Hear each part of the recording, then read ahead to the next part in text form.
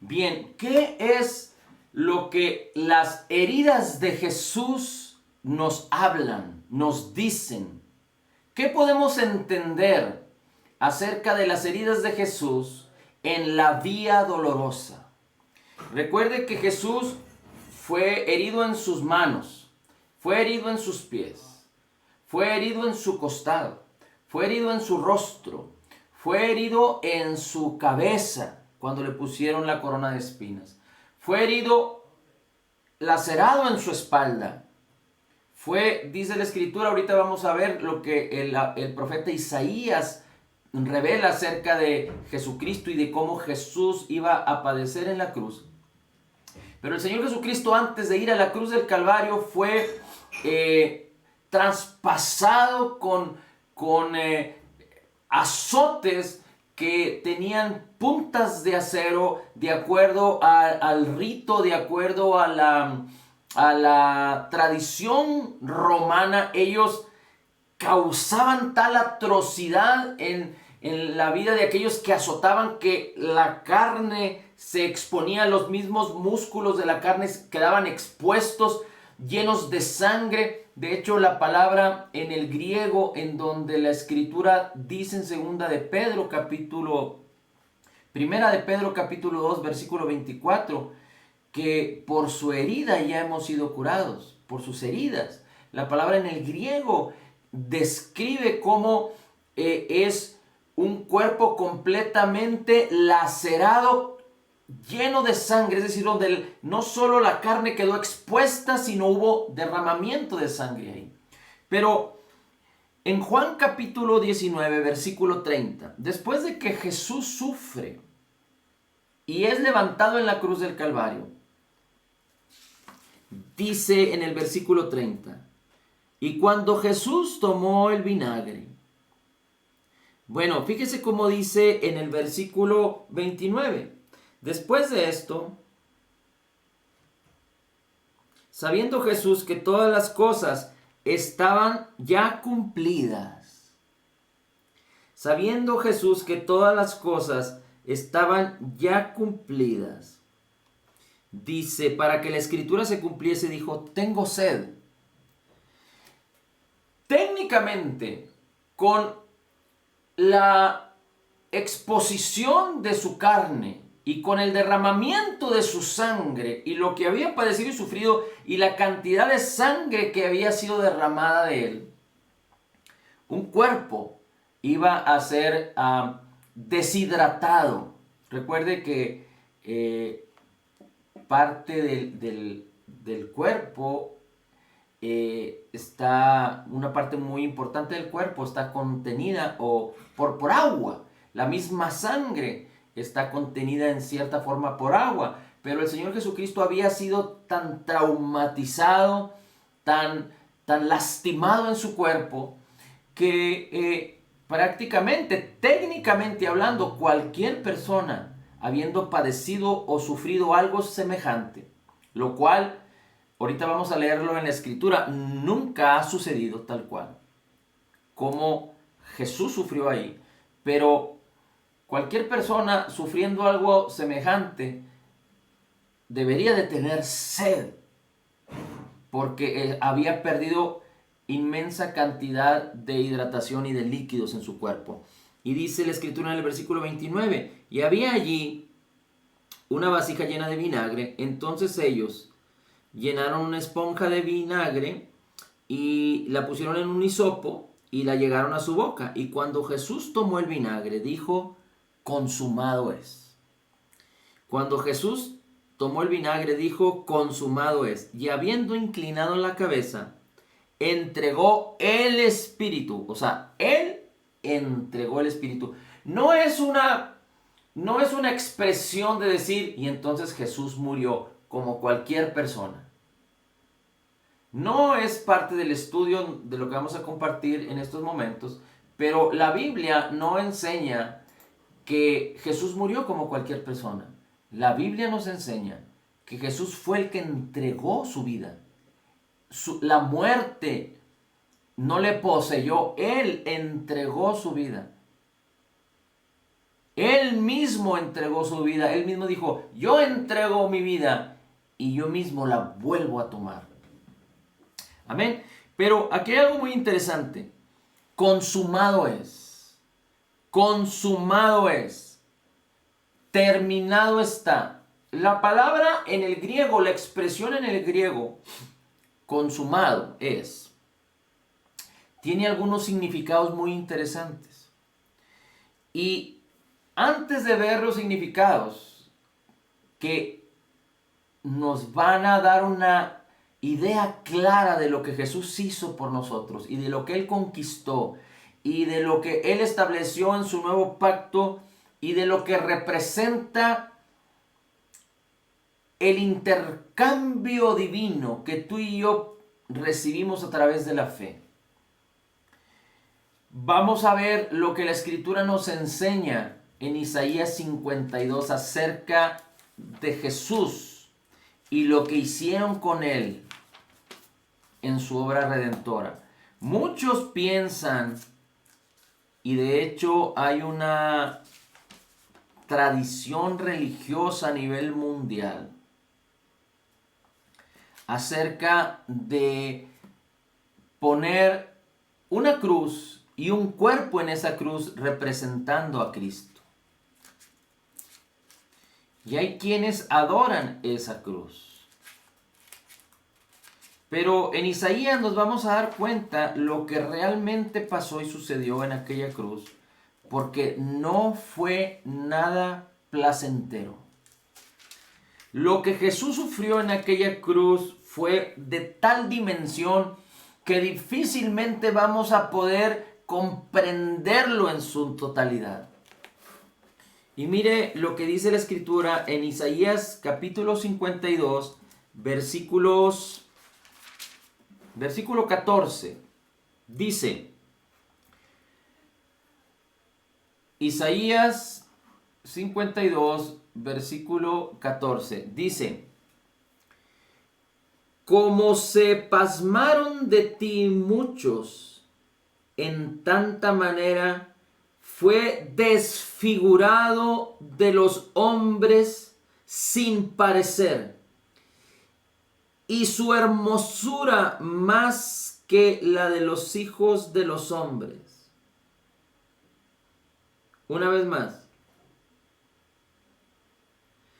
Como se pasmaron de ti muchos, en tanta manera fue desfigurado de los hombres su parecer, y su hermosura más que la de los hijos de los hombres. Déjame leerte una versión, la versión 1960, que nos dice, ahorita te la leo, dice así, como se asombraron de ti muchos, de tal manera fue desfigurado de los hombres su parecer, y su hermosura más que la de los hijos de los hombres. Es decir, Cristo en la cruz del Calvario, bueno, en su vida dolorosa, porque no solo sufrió en la cruz, estando en la cruz, pero todo lo que los romanos hicieron con él, es decir, desde la vía dolorosa, desde que inició su oración cuando derramó gotas de sangre en el Getsemaní, desde que fue aprendido, fue abofeteado, golpeado en su rostro, puesto con una corona de espinas,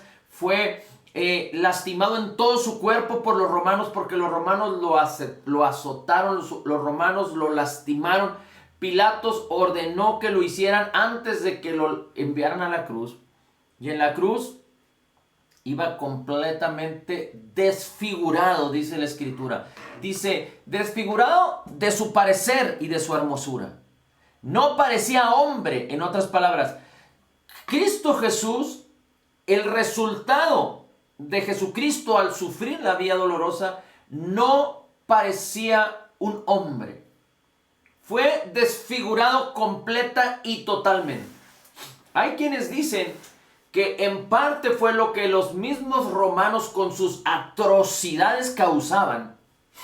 De hecho, hay quienes dicen que los que sufrían esa muerte en la cruz, es decir, que primero los azotaban y los laceraban con látigos y con puntas de acero en sus látigos como navajas, y después los llevaban a la cruz y morían, decían que era la muerte más miserable y más dolorosa y más terrorífica, terrible que un hombre podía sufrir.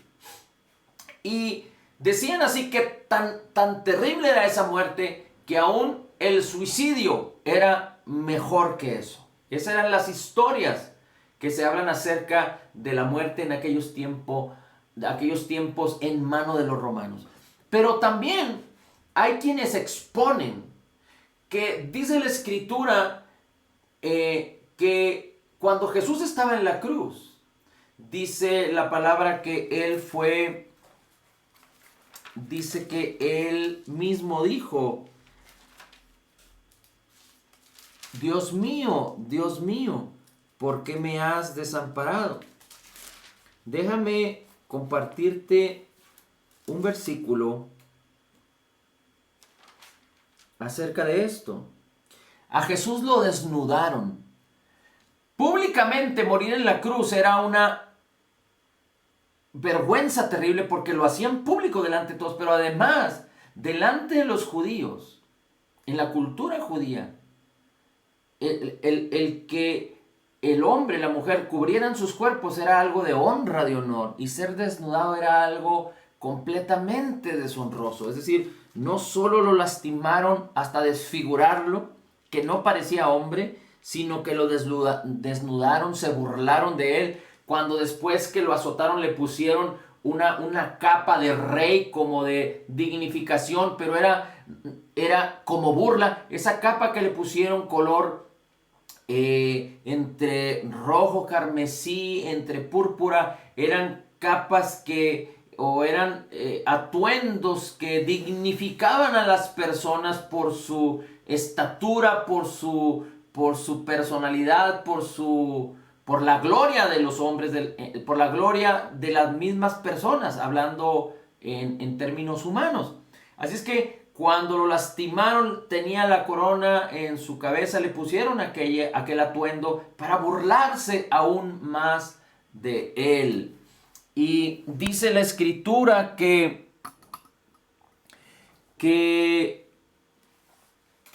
el Señor Jesucristo también le pusieron, burlándose de él, un anuncio que decía: este es el Rey de los judíos.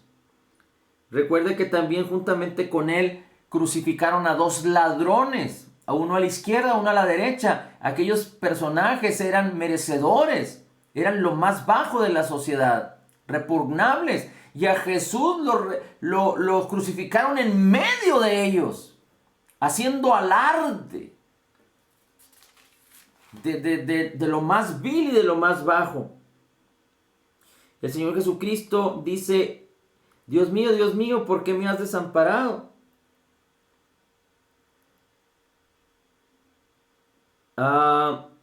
Dice en Mateo, solo escríbalo, no lo busque. Yo se lo voy a leer en Mateo capítulo 27, versículo 46. Dice: y cerca de la hora novena, Jesús exclamó a gran voz, diciendo: Dios mío, ¿por qué me has desamparado?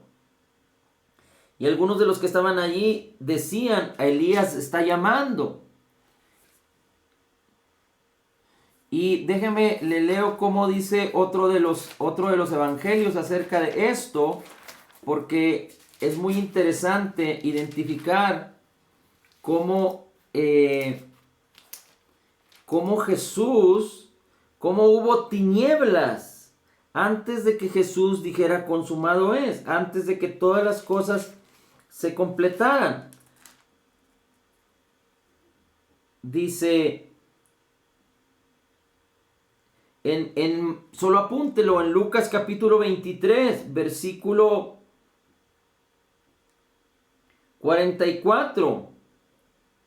Y era como la hora sexta, y fueron hechas tinieblas sobre toda la tierra hasta la hora novena.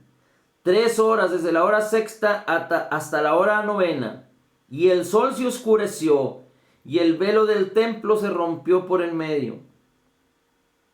Fue cuando Jesús clamó: en tus manos encomiendo mi espíritu, y él entregó su espíritu. Déjeme nada más corroborar estos mismos versos en el Evangelio de Marcos. Usted lo puede encontrar en los últimos capítulos de los evangelios, en Mateo, Marcos y Lucas. Pero la escritura nos enseña que Jesús dijo: Dios mío, ¿por qué se has desamparado? En el capítulo 15 de Marcos. Y dice la escritura: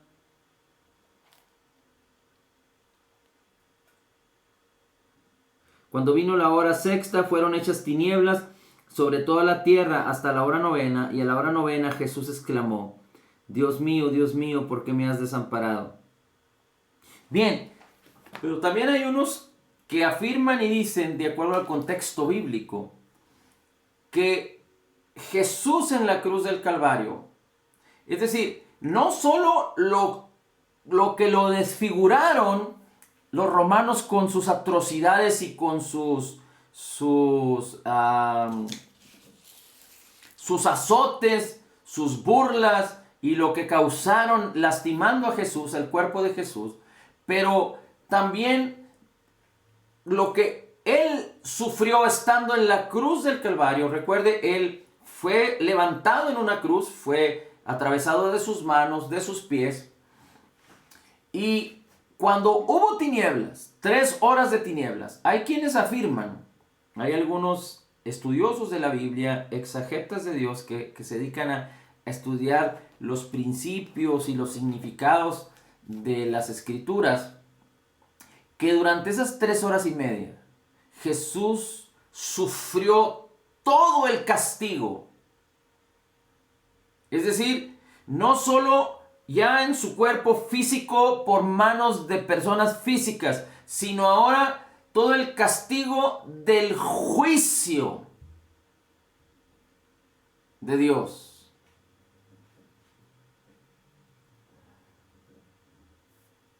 Si pudiéramos hacer una pequeña analogía, no sé si usted recuerda a Elías, cuando Elías en contra de los profetas de Baal hicieron altares. Los profetas de Baal hicieron su altar, Elías hizo su altar, y entonces iban a demostrar quién era Dios. Aquel Dios, ya sea Baal o ya sea el Señor de los ejércitos, Yahweh, Yahvé, Jehová, como lo escribe la palabra de acuerdo a las versiones, aquel Dios que consumara, que quemara el sacrificio, que hiciera descender fuego y consumiera el sacrificio, la ofrenda, entonces era el que iba a demostrar ser Dios. Y entonces los profetas de Baal hicieron todo lo necesario para que descendiera fuego y no pasó nada.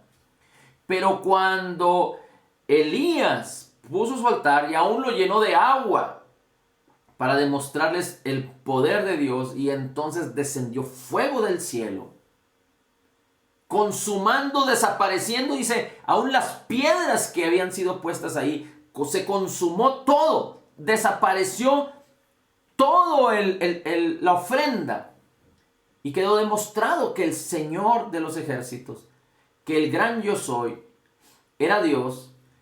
Ese sacrificio fue, o esa manifestación de juicio, de sacrificio, o de esa manifestación de Dios, fue una manifestación para juicio, porque después le cortaron las cabezas a los profetas. Mataron a los profetas del diablo, a los profetas de Baal.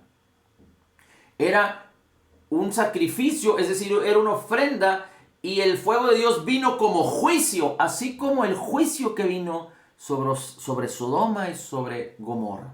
Descendió fuego y azufre, y vino juicio por el pecado de aquellas ciudades. Aquí también vino juicio manifestando el pecado de los profetas y el pecado del pueblo que estaba en los tiempos de Elías. Bueno, hay quienes afirman que el Señor Jesús en la cruz del Calvario era la ofrenda sustituta tuya y mía.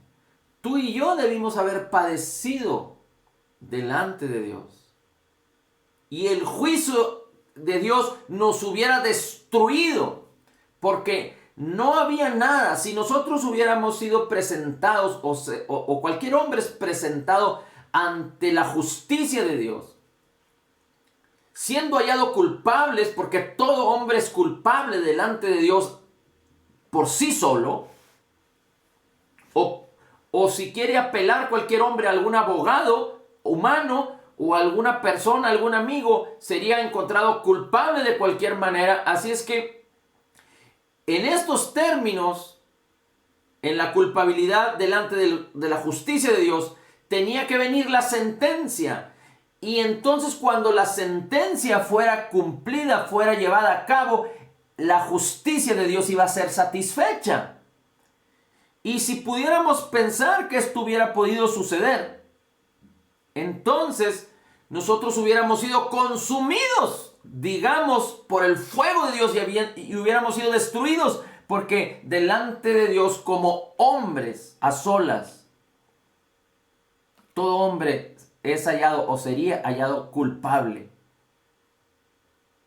Pero Jesús en la cruz fue el sustituto por ti y por mí, para que tú y yo no enfrentáramos el juicio por el pecado, por nuestra destitución, por nuestra separación de Dios, por nuestra ignorancia de Dios. Y Él propuso, Él en su obra terminada, el Padre diseñó que fuera su Hijo amado y lo entregó por amor a nosotros. Y entonces el juicio de Dios vino sobre Cristo en la cruz, en esas 3 horas de oscuridad.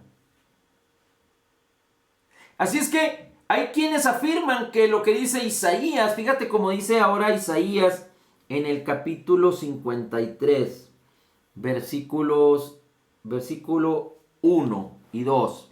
Dice, ¿quién ha creído a nuestro anuncio y a quién ha sido revelado el brazo del Señor? 2.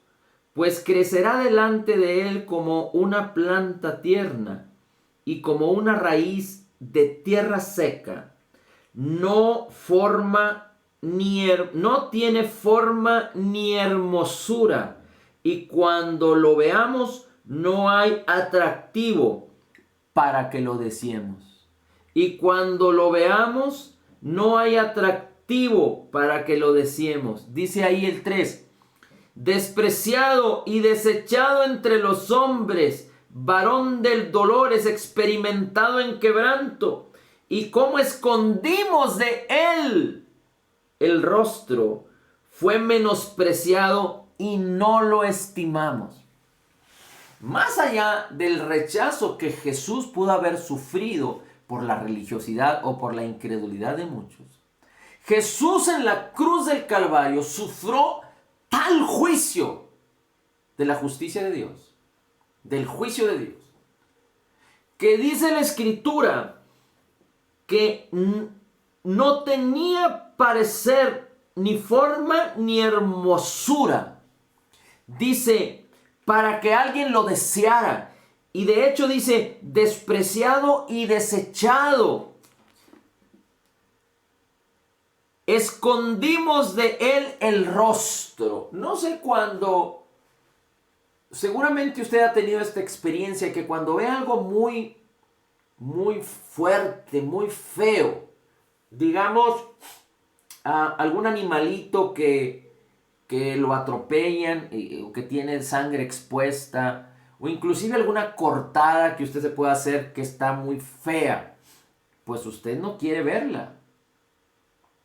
Usted a veces hasta voltea el rostro para ver ese tipo de escenas que impresionan. Bueno, lo que el Señor Jesucristo sufrió era algo inaudito, completamente extra impresionante, que dice la Escritura que no lo podía ni siquiera ver, sino dice aquí en Isaías 53 que dice, escondimos de él el rostro, es decir, no se podía ver de tal atrocidad por aquellos, estoy hablando de aquellos que le seguían.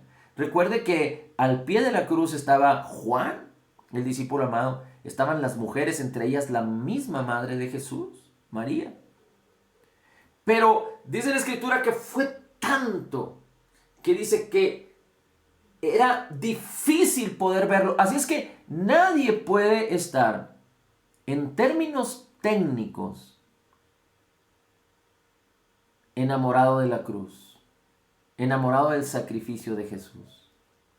En términos técnicos, me refiero a que no podemos malinterpretar lo que Jesús sufrió ahí. Porque la tradición por excelencia en este mundo representan a una cruz y a una imagen representando a Jesús. Con cara de sentimiento, con cara de tristeza. De hecho, hay escenas, murales, miles de pinturas que reflejan la tristeza del Señor Jesús. Eso es inverosímil. O sea, eso no es correcto. Eso no se acerca ni siquiera a la verdadera razón de lo que sucedió. Eso no se acerca en nada a lo que Jesús sufrió en la cruz del Calvario. Ni las mismas representaciones de los sufrimientos de Jesús en las películas se asemejan a lo que realmente sucedió, porque eso no se puede reproducir. Eso no se puede reproducir. De hecho, si seguimos leyendo, dice la Escritura en el versículo 4 de Isaías 53. Ciertamente llevó Jesús nuestras enfermedades y sufrió nuestros dolores. Dice, y nosotros le tuvimos por azotado, por herido de Dios y abatido. Realmente el juicio de Dios vino sobre él, pero no por él, sino por causa tuya y mía, porque él decidió presentarse en nuestro lugar, sufrir en nuestro lugar. Y el versículo 5 dice, mas el herido fue por nuestras rebeliones, herido por el juicio de Dios. Dice, molido por nuestros pecados. Fue herido y molido por nuestros pecados. El castigo de nuestra paz. El castigo para darnos paz a ti y a mí. Recuerda que en Romanos 5, capítulo 1, dice que justificados pues por la fe tenemos paz para con Dios. Fuimos reconciliados por la obra redentora de Jesús en el Calvario con Dios. Fuimos justificados, puestos en una posición correcta con Dios, porque Dios quitó nuestra naturaleza pecaminosa, nuestro espíritu separado, muerto de Dios, nuestro espíritu muerto, separado de Dios, y lo llevó a la cruz y nos dio un nuevo espíritu que fue creado en la justicia y santidad de la verdad. El espíritu nuevo, una nueva criatura en el hombre, es un espíritu creado según Dios, en la justicia y santidad de la verdad. Y asimismo, en la misma manera, en la misma forma, en el mismo tiempo, el Espíritu de Cristo vino y se hizo uno con nuestro espíritu. Y eso es lo que ahora habita en cada creyente nacido de nuevo. Y esto fue por causa de que Jesús hizo la paz. Él pagó, dice, el castigo, el juicio, para que tú y yo tuviéramos paz, porque estábamos destituidos de Dios por el pecado original, por nuestra naturaleza pecaminosa, la cual teníamos antes. Un espíritu separado de Dios. No estamos hablando de que nuestra alma, nuestros pensamientos, nuestro comportamiento, nuestro corazón es perfecto, ni nuestra carne es perfecta. Será completamente perfecta nuestro cuerpo y nuestra alma, así como es nuestro espíritu ya cuando el Señor Jesucristo venga por nosotros. Pero ahora por eso tenemos la palabra que nos limpia. Tenemos la palabra que en conjunto con el Espíritu que nos fue dado y la unción que nos fue dada, renueva nuestra mente cuando nosotros ponemos la palabra delante de nuestros ojos, en nuestra boca, en nuestros oídos, renovando nuestras mentes, concibiéndolo en el corazón, y entonces somos transformados de una manera gloriosa en lo mejor de Dios, aún estando en un mundo caído, aún pudiendo cometer errores, pero la sangre de Cristo nos limpia de todo pecado, dice la Escritura.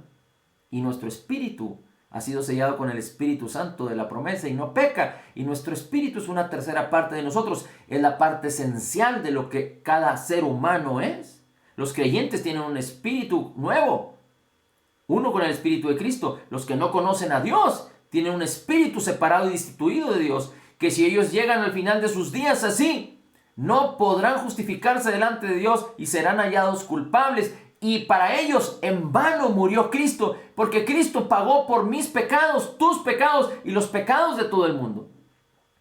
Pero para recibir esta bendición, para atribuirnos, porque es una bendición, es un regalo, es una disposición que Dios puso para que el hombre pueda atribuirse la justicia de Cristo. Necesita creer en Jesús y en que Él pagó por nosotros y que en Él tenemos el perdón de todos nuestros pecados. Antes tenemos que reconocer que necesitamos de Él porque el hombre natural es pecador. Y por eso entonces tenemos que insistir en el arrepentimiento, en el cambiar nuestra manera de pensar, de dejar de pensar que podemos vivir sin Cristo, podemos vivir sin Dios, el hombre puede justificarse a sí mismo, pero antes bien tenemos que cambiar de manera de pensar sabiendo que el fin está cerca y que cualquier hombre que muera destituido de Dios, sin Cristo, vivirá una eternidad en tinieblas, una eternidad en sufrimiento. Pero con la sencilla y maravillosa oportunidad que todo hombre tiene de reconocer a Jesús como el Señor y de reconocer que el hombre es pecador y está destituido de la gloria de Dios, pero que creyendo en Jesús, que descendió del cielo y murió en la cruz y pagó el castigo para que el hombre pudiera tener paz y llevó nuestros pecados y pagó nuestras deudas. Entonces todo hombre puede venir al conocimiento de la verdad y ser salvo y ser hecho hijo de Dios y recibir un nuevo espíritu y el espíritu de Cristo y ser uno con Cristo y permitir que la palabra entonces le renueve para que sea transformado de gloria en gloria y que cumpla su propósito glorioso en esta tierra, en este mundo. Dice la Escritura en el versículo 5: el castigo de nuestra paz fue sobre él y por su herida somos nosotros sanados. Y por su herida somos nosotros sanados. Somos sanados. Somos nosotros sanados. Es por causa de lo que Jesús hizo por nosotros. Dice la Escritura, hablando de su herida, en el hebreo la palabra herida tiene que ver con como lo que se describe, una herida, una marca, un hematoma. Una señal clara de que hay una herida ahí. Pero en el griego, en 2 de Pedro, cuando dice que por su herida hemos sido sanados, la misma expresión que el Señor Jesucristo habla en Mateo 8, donde dice que el Señor Jesús sanó a muchos, liberó a muchos del poder del enemigo para que se cumpliera la palabra que dice que y describe la Escritura Mateo acerca de Isaías, es decir, habla estos versículos de capítulo 53 de Isaías, versículos 4 y 5. La palabra en el griego que se usa es muy similar a lo que se describe, pero la amplitud de la palabra que se usa en el griego, y seguramente en el hebreo tiene también esa misma amplitud, tiene que ver con alguien que ha sido completamente destrozado en su carne, donde su carne ha sido expuesta y ha derramado sangre, ha habido manifestación de sangre. Entonces, usted imagínese, no sé si usted ha visto cuando la carne es molida en alguna parte del cuerpo. Seguramente todos hemos visto una herida atroz en una parte del cuerpo. Bueno, si usted pudiera imaginarse, si pudiéramos hacer una analogía, Jesús en todo su cuerpo era una herida. Jesús no tenía una herida por aquí y una herida por acá y una aquí y una acá y una acá, como lo representan en las animaciones y en las imágenes en este mundo. Jesús prácticamente en todo su cuerpo era una herida. Todo su cuerpo estaba marcado por esta palabra en el hebreo, por su herida.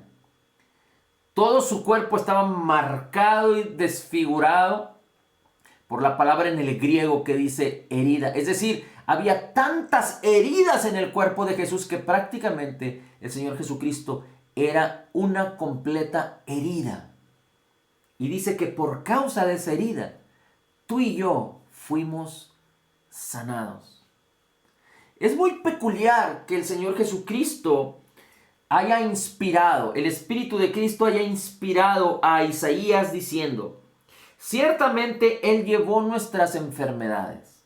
Hay otras versiones que declaran nuestras debilidades, como también Romanos 8 dice que el Espíritu Santo nos ayuda en nuestras debilidades, porque cómo hemos de pedir como conviene no lo sabemos, pero el Espíritu Santo que mora en nosotros intercede con gemidos indecibles para ayudarnos. Romanos 8:26.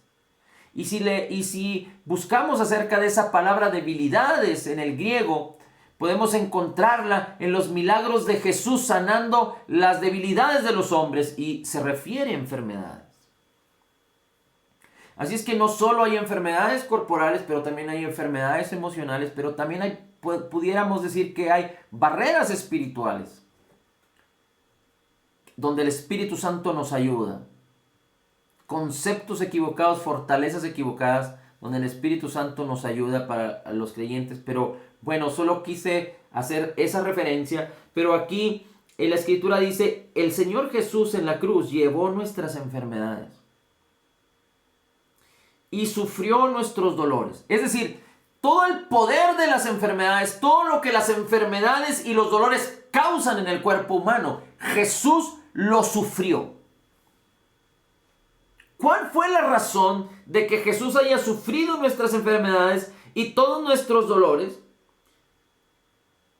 De que Él haya sido herido por nuestras transgresiones, que haya sido molido en su cuerpo por nuestros pecados, y que Él haya sufrido el castigo para que tú y yo tengamos paz.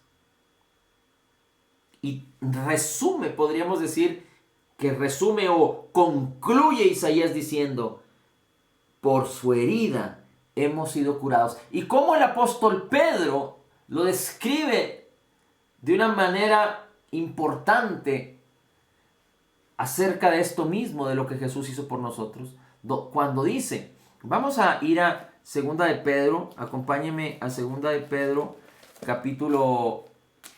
Primera de Pedro, capítulo 2, versículo 24. Primera carta del apóstol Pedro, capítulo 2, versículo 24. Dice la Escritura, dice: el cual, Jesús, llevó nuestros pecados en su cuerpo sobre el madero, para que nosotros, muertos a los pecados, vivamos a la justicia. Recuerde que como fuimos justificados por la fe, ahora tenemos paz. ¿Y cuál es la razón de que tú y yo podamos tener paz?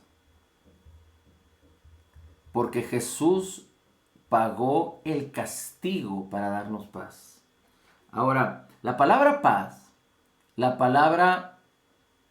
es la palabra en el griego eirene, o que en el hebreo es shalom, la palabra sanidad y la palabra salvación, que es la palabra sozo en el griego, tienen un significado tan amplio y tan parecido que todas estas palabras en el griego y en el hebreo tienen que ver con restauración y con sanidad. Dice la Escritura al final del versículo, dice, vivamos a la justicia por la herida del cual, por la herida de Jesús, habéis sido sanados. Isaías dice, por su herida hemos sido sanados. El apóstol Pedro dice, habéis sido sanados. Es decir, el apóstol Isaías lo está hablando proféticamente, quizás 700 años antes de Cristo. Pedro lo está hablando proféticamente para ti y para mí, porque tú y yo no aparecíamos en escena aún, quizá 2000 años antes de que tú y yo apareciéramos, quizá menos, pero Pedro ya había experimentado, ya había sido testigo de la muerte, sepultura y resurrección de Jesucristo, ya tenía el Espíritu de Dios, la manifestación del poder de Cristo a través de sus vidas, ya había sido manifiesto de una manera contundente. Ellos ya habían recibido la revelación de la palabra. Así es que el apóstol Pedro habla acerca de cómo fuimos liberados del pecado, cómo la salvación, la obra redentora no solo nos perdona, sino nos sana. Y la realidad es de que el intercambio divino en el contexto completo de la escritura nos dice que no solo, entre otras cosas, no solo fuimos perdonados y sanados equiparablemente. No sé si usted recuerda que el Señor Jesús a muchos les perdonó sus pecados y después los sanó. Porque tanto el perdón como la sanidad son parte de la obra salvadora, de la obra redentora de Jesús en el Calvario. Es decir, en la obra redentora no hay salvación sin salud. No hay salvación sin restauración. No hay salvación en Cristo sin el perdón de los pecados. No hay salvación en Cristo sin la restauración del alma. No hay salvación en Cristo sin que tú seas una criatura nacida de nueva. No hay salvación en Cristo si no hay aceptación delante del Padre. No hay salvación en Cristo si Dios no te da la posibilidad de que puedas participar de su gloria. No hay salvación en Cristo si Dios no te bendice totalmente. Es decir, están implícitas todas estas cosas en la salvación de Jesús en la cruz del Calvario, acerca de tu aceptación, que tú puedas participar de la gloria de Cristo, que tú puedas recibir toda bendición espiritual, para que tú puedas recibir la fe de Jesús, el Espíritu Santo, la palabra de Dios, el nombre de Cristo, la autoridad del Hijo, que tú seas como Jesús es, que recibas un nuevo espíritu, el Espíritu Santo sellándote, que tengas la promesa de redención, que tengas ya el sello del Espíritu, las arras del Espíritu, el poder del Espíritu, la unción del Espíritu, la mente de Cristo, la salvación, la vida abundante, la eternidad, el perdón de todos tus pecados, la justicia. Todo esto tiene que ver con la salvación. Y no podemos permitir que el creyente solo piense en el perdón de sus pecados y aún ahí anda resbalándose, porque hay quienes que predican el evangelio, vienen las personas a ser salvos y después les empiezan a poner reglas, porque tal parece que ahora son peores que antes que vinieran a Cristo, porque les ponen reglas para vivir de tal manera y estarse arrepintiendo de sus pecados cuando la palabra no enseña tal cosa. Y viven en condenación y en culpa, y por las obras quieren vivir en santidad por el esfuerzo humano, lo cual es imposible, y siguen en un ciclo vicioso de culpa y de condenación, cuando dice la Escritura en Romanos 8 que tú y yo, si estamos en Cristo, no hay ninguna condenación, porque la ley del Espíritu de vida en Cristo Jesús nos ha librado del poder del pecado y de la muerte.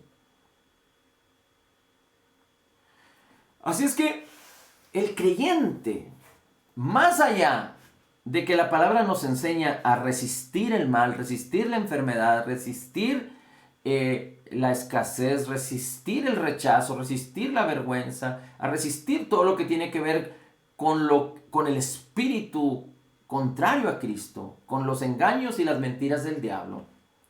Tú y yo, antes de resistir, antes de entender que debemos resistir el mal, resistir la enfermedad, resistir la acusación, resistir la condena, la culpa, la amargura, la falta de perdón, hablarle por su nombre a cada una de estas cosas, creyendo en el Señor y estando sujetos al Señor, a su palabra, al poder de su Espíritu, al nombre de Jesús, debemos entender, antes de ser exitosos en estas cosas, tenemos que entender lo que realmente Jesús hizo por nosotros. Porque tal parecería que los creyentes modernos, y desafortunadamente usted puede entrar a las redes sociales donde ahora muchos se expresan, y desafortunadamente, llámese videos, llámese expresiones escritas, llámese libros, pero es tan desafortunado ver cómo muchos viven de una manera tan deshonrosa. Y no me refiero a que vivan en el alcoholismo, en la drogadicción, en la maledicencia, en la fornicación, en el adulterio, en pecados sexuales. No me refiero a eso, que lo cual son obras de la carne y lo cual son abominables delante de Dios, y nosotros debemos apartarnos de todas esas cosas y ni siquiera hablar de ellas. Pero pienso que es más deshonroso para un creyente menospreciar, no entender, no creer, no poner todo de su parte para que el nombre de Jesús y su obra terminada, completa y perfecta sean exaltadas, glorificadas y disfrutadas en nuestras vidas. Porque si Jesús pagó por mis pecados, yo tengo que vivir libre de condenación y de culpa, porque mis pecados fueron totalmente perdonados. Y si Jesús llevó todas mis enfermedades y sufrió todos mis dolores, yo tengo que entender que ahora ya he sido sanado y que Cristo me llamó a creer en la salud y a creer en la enfermedad. Perdón, corrijo, a creer en la salud y a creer en estar sano. Pero hay por ahí muchos que dicen, bueno, es que yo tengo problemas en la vista, bueno, es que yo tengo problemas en la sangre, bueno, es que yo tengo problemas aquí, yo tengo problemas allá, y realmente no puedo negar que tengo esos problemas. Nadie está diciendo que tú no tienes esos problemas, pero estás deshonrando y malinterpretando y no entendiendo lo que Jesús hizo en la cruz del Calvario por todo creyente. Porque hay muchos que confirman y afirman, bueno, es que esta es la realidad. Pero tu realidad deshonra la realidad del poder de la obra redentora de Jesús en el Calvario. Tu realidad, la realidad humana, deshonra las heridas de Jesús. Entonces, ¿en vano murió Jesús? Pero es tan importante y tan interesante y tan satisfactorio, pero a la vez desafiante, que tú y yo entendamos lo que Jesús hizo y que sus heridas, su herida, su sufrimiento, su quebrantamiento, en donde ni siquiera podía ser observado el Señor Jesús por la atrocidad que habían hecho con él, y después en la cruz del Calvario las tinieblas vinieron y el juicio de Dios vino sobre él. Y entonces él dijo, consumado es. Y cuando dijo consumado es, sucedió algo extraordinario y glorioso, y con eso queremos terminar. ¿Con qué es lo que significa consumado es? Porque recuerda que en su sacrificio su carne fue molida y su sangre derramada. Pero dice la Escritura que el Señor Jesús se presentó en el tabernáculo no hecho de manos, sino el celestial, en el mismo lugar santísimo, con su misma sangre. Romanos 3 dice que se hacían los sacrificios y el Señor pasaba por alto los pecados pasados antes de Jesús, pero en Hebreos también nos confirma en el capítulo 9, tú puedes leer el capítulo 9 y el capítulo 10, donde dice que las obras de los sacrificios humanos que hacían en el antiguo pacto solo cubrían los pecados y se tenían que hacer continuamente. Continuamente estaban ofreciendo sacrificios y una vez al año el sumo sacerdote entraba y derramaba sangre en el lugar santísimo. Y entonces los pecados del pueblo eran pasados por alto. Y eso sucedía cada año, continuamente. Pero Cristo Jesús, con un solo sacrificio, hizo perfectos a todos los que creen, a los santificados. Y cuando Jesús dijo consumado es, la palabra en el griego, que si mal no recuerdo, es la palabra algo así como telesteios, algo así. Pero tiene 4 importantes significados esta palabra. Uno de sus significados tiene que ver con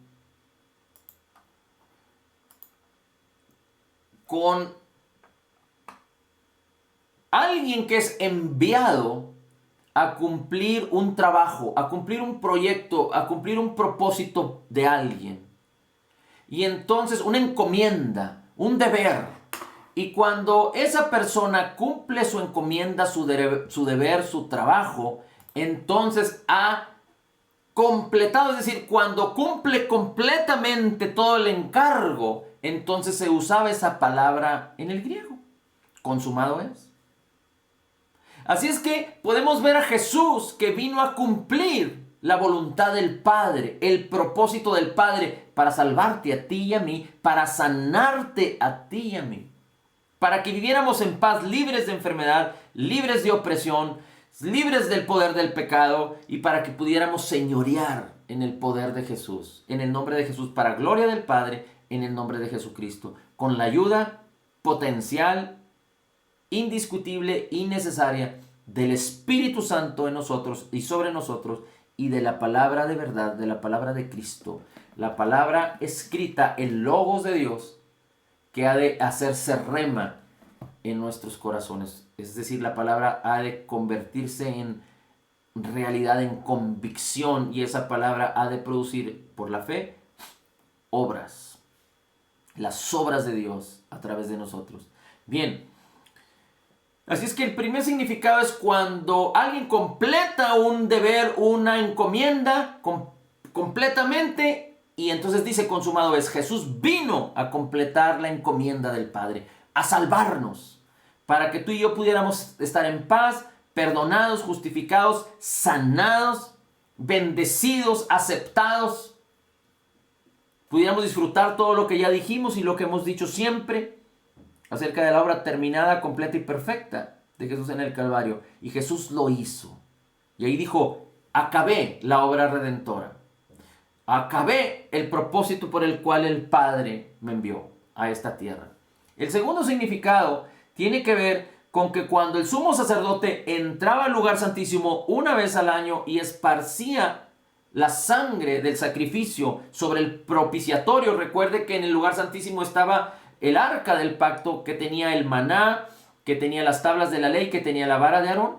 Es decir, hablaba del juicio de la rebeldía del pueblo, del liderazgo, sobre que la rebeldía hacia Dios, hacia el liderazgo de Dios, y la rebeldía hacia la santidad de Dios, hacia la justicia de Dios, cuando ellos decidieron que Dios les impusiera reglas, la ley. Y la ley vino a demostrar que el hombre era pecador y a exponer el pecado en la humanidad. Bien, pues esto estaba dentro del arca del pacto, pero sobre el arca del pacto había un propiciatorio, había una placa de oro, y sobre la placa había 2 querubines, y ese propiciatorio cubría, es decir, no se podía ver lo que había dentro por causa del propiciatorio, y el sumo sacerdote derramaba sangre sobre el propiciatorio. Jesús representa ese propiciatorio, el sacrificio. Jesús, el sustituto, el Cordero de Dios, el sustituto de la ofrenda tuya y mía, representa ese propiciatorio celestial. De tal manera que cuando el sacerdote vertía la sangre y se cumplía la labor del sacerdote de acuerdo como Dios les había ordenado, y entonces se completaba la acción para que los pecados fueran pasados por alto, el sacerdote decía, consumado es. Bueno, Jesús en un solo sacrificio dijo, consumado es. Como el gran sumo sacerdote, no de la tribu de Leví, como eran los sacerdotes del antiguo pacto en la era de Moisés, pero según el orden de Melquisedec, que no tiene genealogía, que Melquisedec apareció a Abraham muchos años antes, 400 años antes de la era de Moisés. Así es que el gran sacerdote de sacerdotes, el Señor Jesús, derramó su sangre, y es el mismo significado que el sumo sacerdote decía, consumado es. Jesús derramó su sangre y en la cruz dijo, hecho está. Ahora los pecados ya no son pasados por alto, ahora los pecados son redimidos, son perdonados, son borrados. Y el mismo Señor dice, este es el pacto, el nuevo pacto en Cristo. En Hebreos lo describe así, diciendo: este es el nuevo pacto que haré con ellos. Seré propicio a sus iniquidades y nunca más me acordaré de sus pecados. El tercer significado, o otro de los significados, digamos que es el número 3, tiene que ver con cuando alguien tenía una deuda importante y la deuda era pagada por completo sin deber un solo centavo, de tal manera que la cuenta quedaba completamente en ceros y saldada. Entonces se decía: consumado es. La palabra en el griego también se usaba para esto. Así es que Jesús vino y pagó toda la deuda de tus pecados pasados, presentes y futuros. Por eso es incorrecto pensar que mis pecados pasados fueron perdonados, pero no los presentes y los futuros, porque entonces Jesús no pagó por completo. Es irreverente. Alguien introdujo en la historia cristiana este concepto equivocado de que solo los pecados pasados fueron perdonados, pero los presentes y los futuros no. ¿Y entonces qué? ¿Haremos volver a Cristo a la cruz porque no pagó por completo? De hecho, todos nuestros pecados fueron pagados en pasado, porque tú y yo no habíamos nacido. Tú y yo no habíamos cometido errores ni pecados. Tú y yo no habíamos sido destituidos de la gloria de Dios porque no habíamos nacido. Técnicamente hablando, si lo vemos desde la referencia humana. Pero Cristo sí pagó por completo en su totalidad. Y no solo mis pecados, sino los tuyos, si eres un creyente nacido de nuevo. Y no solo los míos y los tuyos, sino los de todo el mundo. Los pagó por completo. Así es que cuando alguien pagaba por completo una cuenta y la dejaba saldada y en ceros, impecablemente saldada, se decía: consumado es. Así es que Jesús pagó esa deuda por ti y por mí.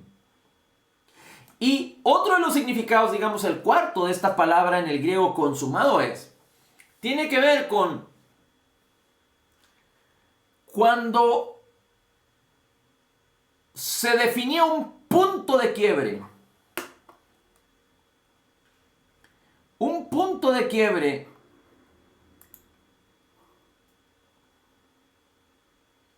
en donde algo había terminado y algo nuevo iba a empezar a suceder.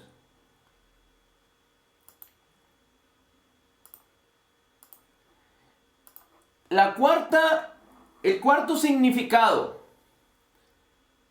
de la palabra consumado tiene que ver con un punto de quiebre en donde algo había terminado por completarse, por acabarse, por llegar a su fin, y algo nuevo iba a empezar a suceder. Así como la historia y los calendarios se reflejan como antes de Cristo y después de Cristo, la palabra en el griego consumado tiene que ver con el término de una época y el inicio de una nueva época, digámoslo en esos términos, porque definía un punto de quiebre. Bueno, en la obra redentora y terminada de Jesús en el Calvario, manifiesta claramente el término del antiguo pacto. Recuerde que Jesús nació en el antiguo pacto. Jesús cumplió la ley del antiguo pacto. Él vivió en el antiguo pacto. No vino a erradicar el pacto. No vino a burlarse del pacto antiguo. Vino a cumplirlo y lo completó. Y como lo completó, al estar en la cruz del Calvario y decir consumado es, el antiguo pacto vino a terminar. Porque Jesús lo completó de una manera perfecta. Y un nuevo pacto estaba iniciando en esos momentos. Es decir, el nuevo pacto en su sangre, el nuevo pacto en Cristo Jesús. Esto es algo extraordinario, porque cuando nosotros entendemos esto, lo que Jesús hizo por nosotros, más allá de entender lo legal y el poder que se puede manifestar en las esferas espirituales. Nosotros debemos entender el amor que Dios tuvo, el Padre, para con nosotros enviando a su Hijo, y cómo Jesús pagó por ti y por mí, y entender completamente la obra terminada, completa y perfecta. Por eso hablamos de que fue una obra terminada, completa y perfecta, para que tú y yo no nos conformemos con menos, sino que nuestra aspiración sea a exaltar a Jesús, a glorificar a Jesús y lo que Él hizo, disfrutando por la fe lo que Él ya nos concedió por gracia, lo que Él ya nos dio por gracia en Cristo Jesús. Y es importante que entiendas algo. Tú no estás en una posición para... Imagínate dos puntos, punto A y punto B. Deja ver si lo puedo explicar así. Yo estoy ahorita en esta posición, punto A, y yo quiero ir al punto B que está distante de mí. Desafortunadamente, la religiosidad y la falta de comprensión y la falta de entendimiento y la falta de oír al Espíritu Santo a través de la abundancia de su gracia y el regalo de su justicia. Porque Jesús no hizo una obra gloriosa y maravillosa para que nosotros pongamos obstáculos y para que sea a través del esfuerzo humano conquistarla. ¿Cómo? El Padre fue perfecto en todo lo que hizo para que solo otra vez reposando y descansando y confiando en Él, no en nosotros, a través de la fe podamos apropiarnos de todo lo que ya nos fue concedido, de todo lo que ya nos fue dado por gracia en Cristo Jesús. Así es que imagínate, esto es lo que no debemos creer. Esto es lo que no debemos creer. Esto es incorrecto, no es bíblico. Si yo estoy en el punto A, en pecado, soy un creyente. Es un ejemplo. Yo no puedo pensar que estoy en el pecado y que tengo que ir al punto B para encontrar el perdón. Yo no puedo pensar de la misma manera que estoy enfermo para ir al punto B y encontrar a ser sano.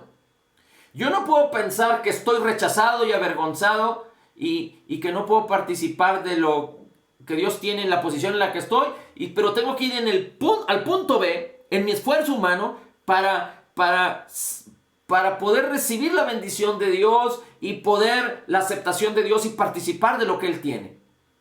Y esforzarme y ayunar y buscar la santidad.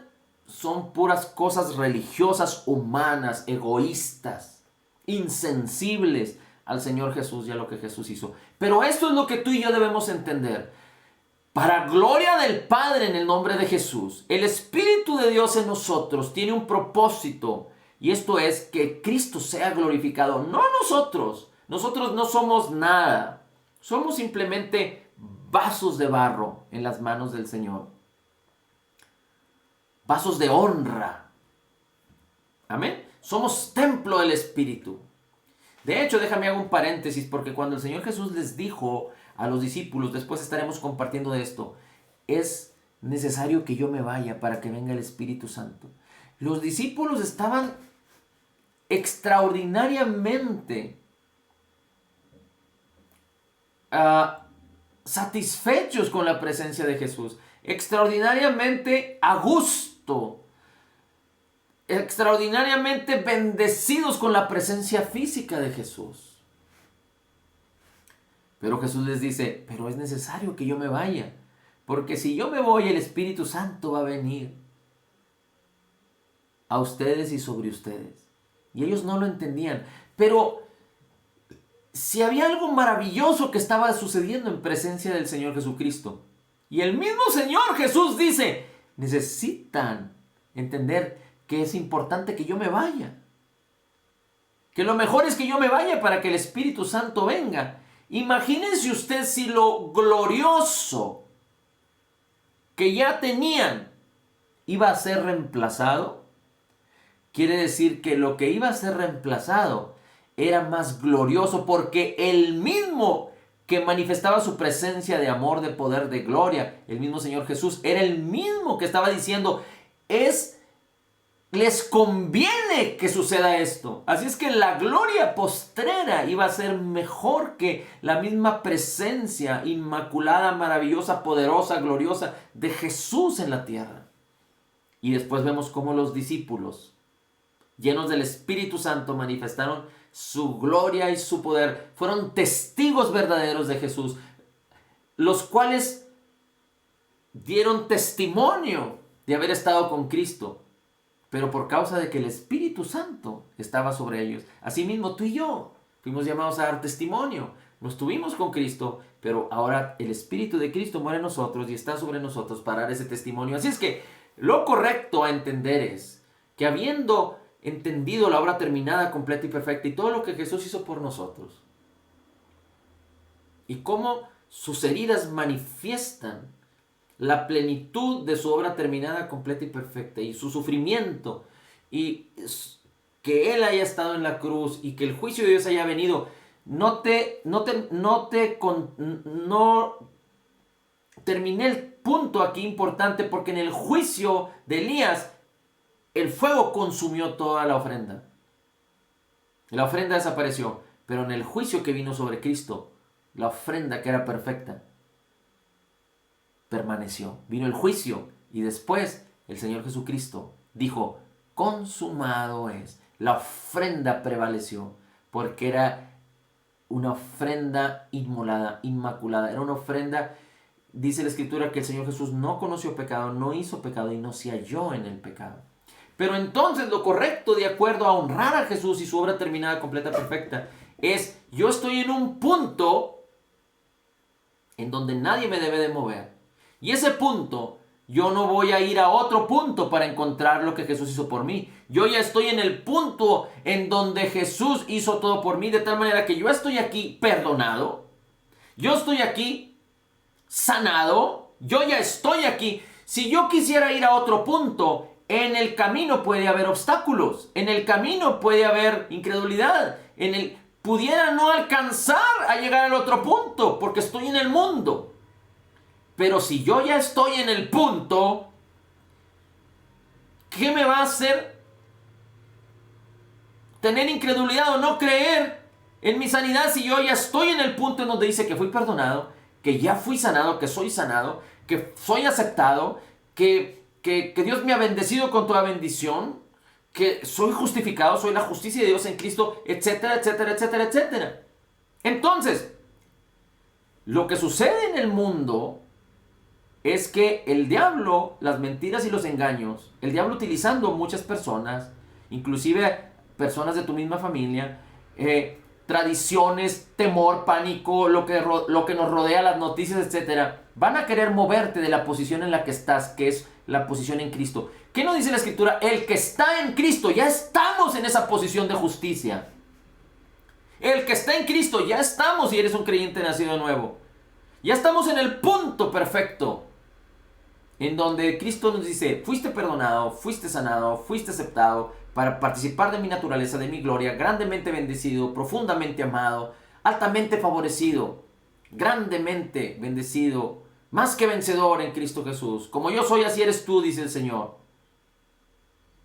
Mi espíritu está en ti, eres uno conmigo, yo soy uno contigo, mi espíritu está sobre ti, tienes mi nombre, mi poder, mi mente, mi unción. El espíritu que me levantó entre los muertos es lo que tú eres ahora y lo que ya tienes. Pero entonces viene la culpa para moverte de tu posición de justicia, de perdonado. Viene la condenación y ¿qué tienes que hacer? Resistir y rechazar. Claro, si estás cometiendo algún error, es retractarte.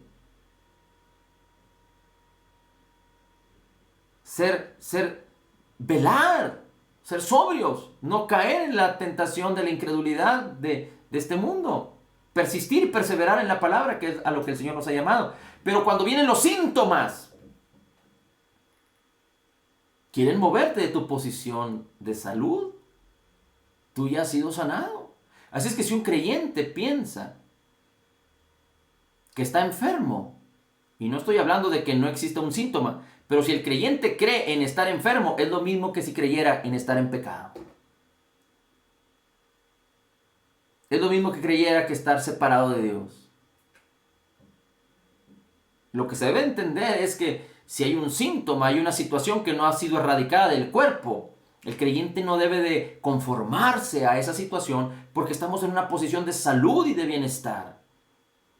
Así es que tenemos que resistir y entender para dar gloria al sacrificio perfecto de Jesús, porque entonces, ¿en dónde será glorificado Jesús? Por eso cuando hay una sanidad, y había tantos milagros y sanidades en la época de Jesús y en la época de los discípulos, y aún en la iglesia ha habido muchas hoy en día, pero han venido a menos, y se glorifica a Dios cuando hay una sanidad. ¿Por qué? Porque hay tanta escasez de que la obra redentora de Jesús se manifieste de una manera simple y sencilla en la vida de los creyentes. Ese es el principio fundamental del evangelio, es lo que todo creyente debe de percibir. Claro, hay muchas cosas que los creyentes tienen y que en el proceso del crecimiento van conquistando lo que ya les fue dado por gracia, lo que ya tienen a través de la fe, van poseyendo y apropiándose en este mundo natural.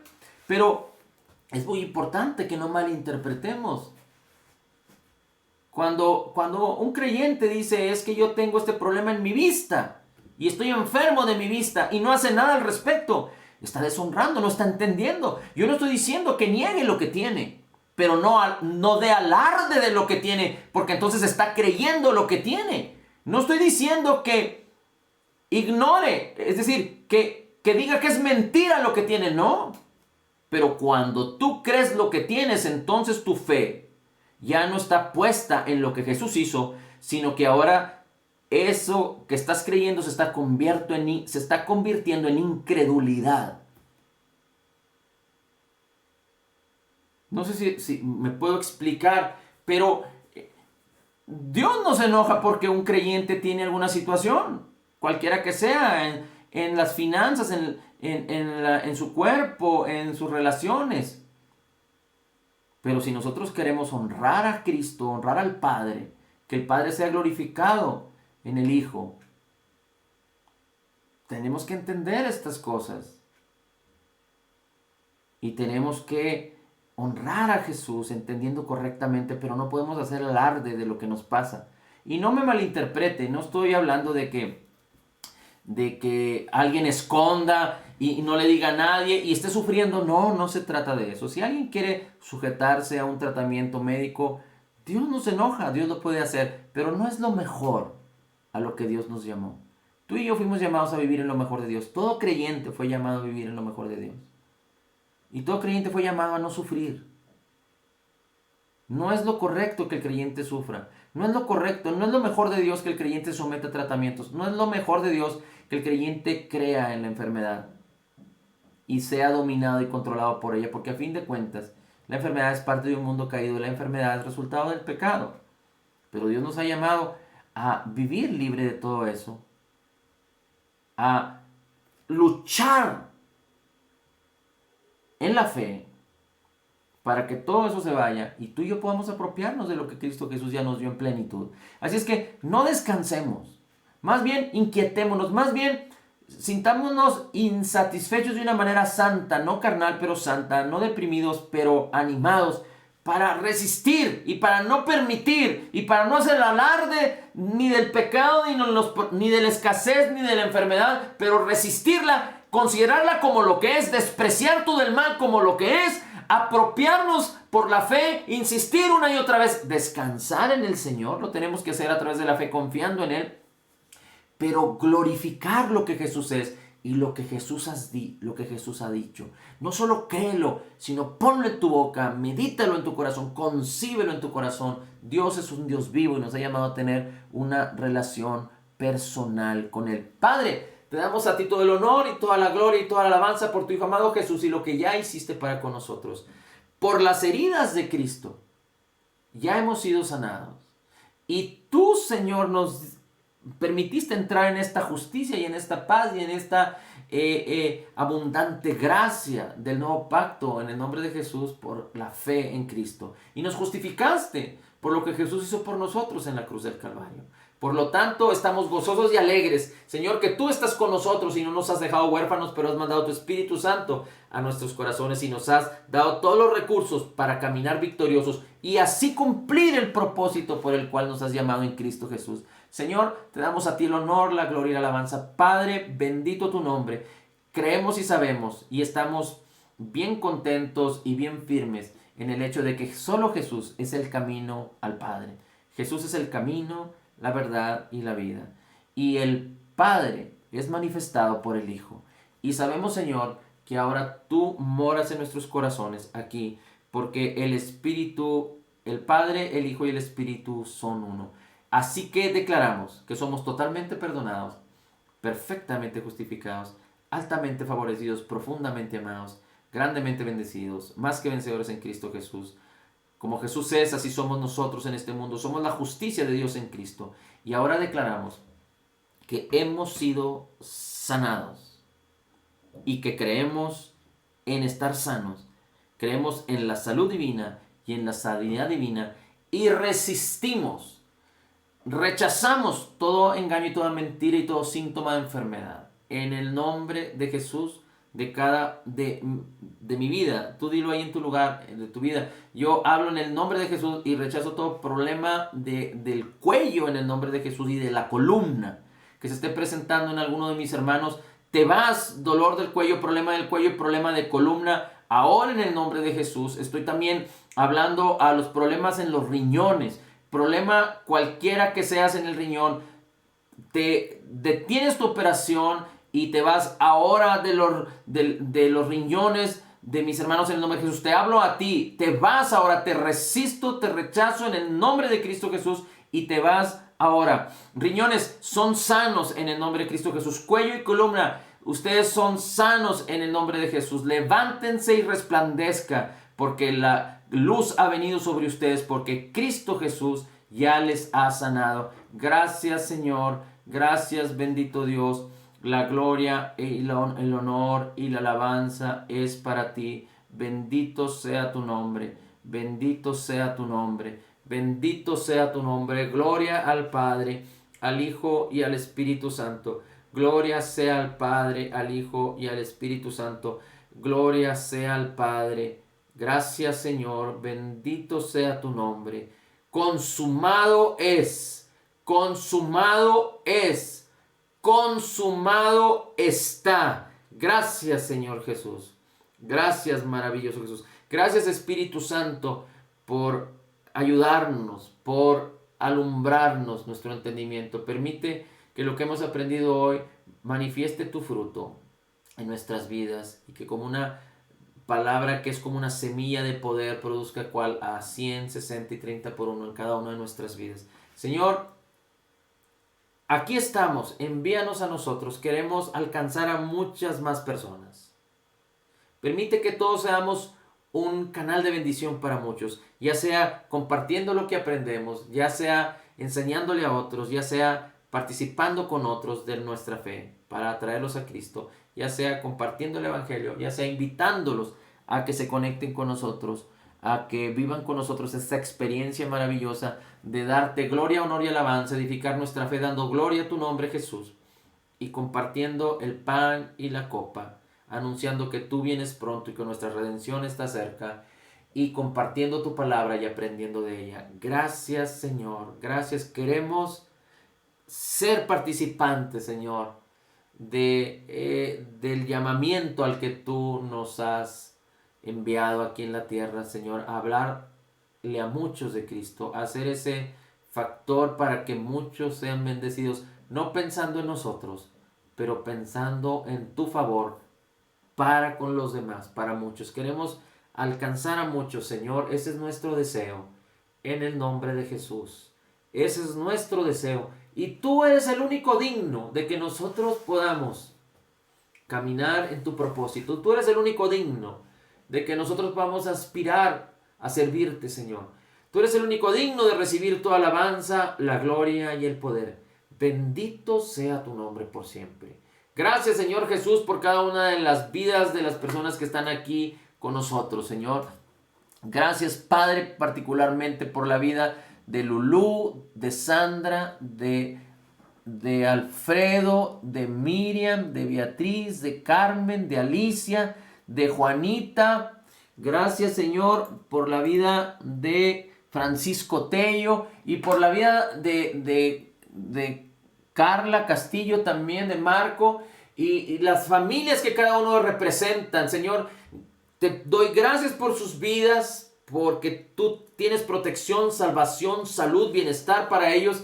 Pero te doy gracias también por todos aquellos que serán impactados por la vida de mis hermanos, en el nombre maravilloso y precioso de Cristo Jesús. Gracias, Señor. Estamos agradecidos contigo, Señor. Estamos muy agradecidos contigo, Señor. Gracias por tanta oportunidad que nos has dado. Gracias por permitirnos estar juntos adorándote y tú manifestando tu gloria y tu poder en el nombre de Jesús.